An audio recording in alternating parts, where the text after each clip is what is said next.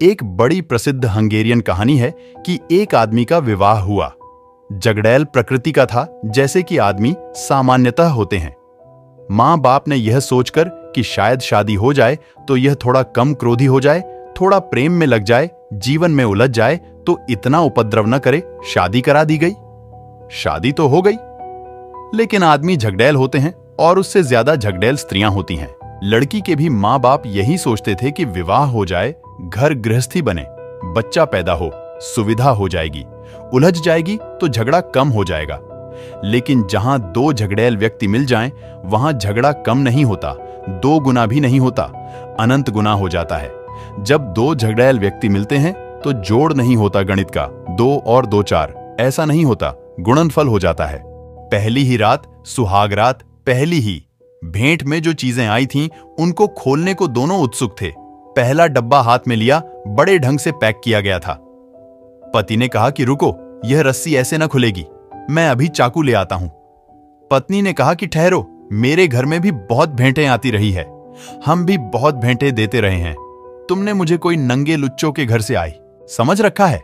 ऐसे सुंदर फीते चाकुओं से नहीं काटे जाते, कैंची से काटे जाते हैं।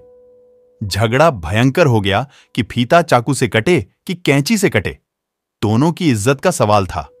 बात इतनी बढ़ गई कि डब्बा उस रात तो काटा ही न जा सका। सुहागरात भी नष्ट हो गई उसी झगड़े में, क्योंकि प्रतिष्ठा का सवाल था। दोनों के परिवार दांव पर लगे थे कि कौन सुसंस्कृत है। वह बात इतनी बढ़ गई कि वर्षों तक झगड़ा चलता रहा। फिर तो बात ऐसी सुनिश्चित हो गई कि जब भी झगड़े की हालत आए तो पति को इतना ही कह देना काफी था, चाकू, और पत्नी उसी वक्त चिल्लाकर कहती, कैंची। वे प्रतीक हो गए। वर्षों खराब हो गए। आखिर पति के बर्दाश्त के बाहर हो गया और डब्बा अनखुला रखा है, क्योंकि जब तक यही तय न हो कि कैंची या चाकू, तब तक वह खोला कैसे जाए, कौन खोलने की हिम्मत करे। एक दिन बात बहुत बढ़ गई तो पति समझा बुझाकर झील के किनारे ले गया पत्नी को। नाव में बैठा, दूर जहां गहरा पानी था वहां ले गया और वहां जाकर बोला कि अब तय हो जाए, यह पतवार देखती है, इसको तेरी खोपड़ी में मारकर पानी में गिरा दूंगा। तैरना तू जानती नहीं है, मरेगी। अब क्या बोलती है, चाकू या कैंची? पत्नी ने कहा, कैंची। जान चली जाए लेकिन आन थोड़े ही छोड़ी जा सकती है। रघुकुल रीत सदा चली आई, जान जाए पर वचन न जाई। पति भी उस दिन तय ही कर लिया था कि कुछ निपटारा कर ही लेना है।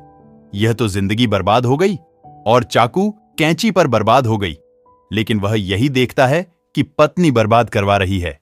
यह नहीं देखता कि मैं भी चाकू पर ही अटका हुआ हूं, अगर वह कैंची पर अटकी है। तो दोनों कुछ बहुत भिन्न नहीं है, पर खुद का दोष तो युद्ध के क्षण में, विरोध के क्षण में, क्रोध के क्षण में दिखाई नहीं पड़ता।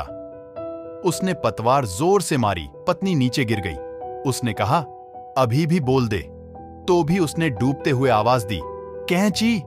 एक डुबकी खाई, मुंह नाक में पानी चला गया।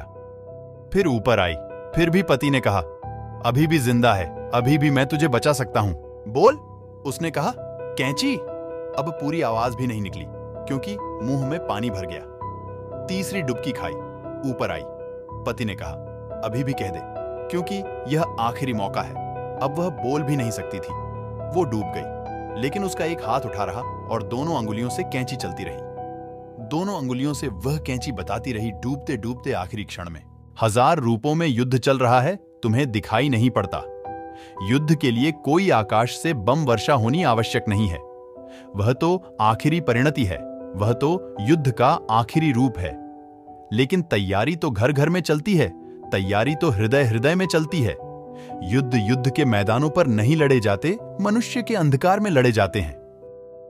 तुम 24 घंटे बंटे हुए हो, लड़ रहे हो। किसी दूसरे से तो बाद में लड़ोगे, पहले तुम अपने से लड़ रहे हो। एक भी ऐसी तुम्हारे जीवन की अच्छी दशा नहीं है जब तुम्हारा किसी न किसी अर्थों में संघर्ष न चल रहा हो। और जहां संघर्ष है वहां कैसे शांति होगी, और जहां संघर्ष है वहां कैसे समाधि फलित होगी। फिर तुम्हारा संघर्ष तुम जिनसे जुड़े हो उनमें फैल जाता है, क्षुद्र बातों पर। तुमने कभी ध्यान दिया कितनी छोटी बातों पर तुम लड़ते हो? जैसे बातें तो बहाना है, लड़ना तुम चाहते हो, इसलिए कोई भी बहाना काम दे देता है। महाभारत के लिए कोई कुरुक्षेत्र नहीं चाहिए।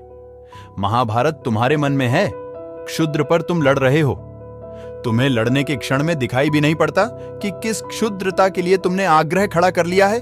और जब तक तुम्हारा अज्ञान गहन है, अंधकार गहन है, अहंकार सघन है, तब तक तुम देख भी ना पाओगे कि तुम्हारा पूरा जीवन एक कलह है। जन्म से लेकर मृत्यु तक तुम जीते नहीं, सिर्फ लड़ते हो। कभी कभी तुम दिखलाई पड़ते हो कि लड़ नहीं रहे हो, वे लड़ने की तैयारी के क्षण होते हैं जब तुम तैयारी करते हो।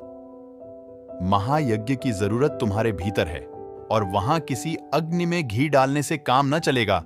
वहां तो परमात्मा की अग्नि में तुम्हें स्वयं को ही डालना पड़ेगा। वही एकमात्र यश है, जीवन यज्ञ, जहां तुम अपनी आहुति दे देते हो और अपने अहंकार को जल जाने देते हो।